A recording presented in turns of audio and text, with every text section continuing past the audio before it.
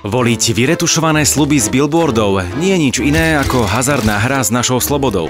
Uverili sme rečiam o švajčiarskych dôchodkoch, o diaľnici z Bratislavy do Košíc v roku 2014, alebo o istotách pre všetkých. Nechali sme sa opiť lacnými suvenírmi, predvolebnou klobásou či úsmevmi z letákov a so zapchatými ústami čakáme 4 roky, že sa konečne niečo zmení.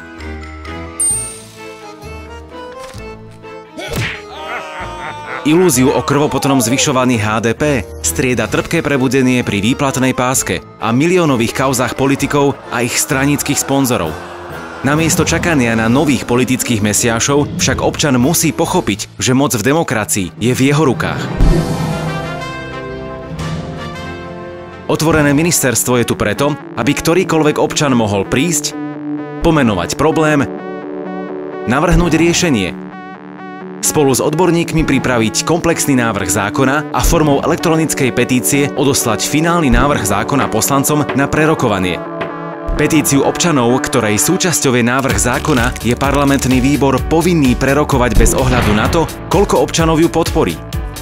Ak však petíciu podporí aspoň 100 000 občanov, Národná rada je povinná prerokovať ju v pléne.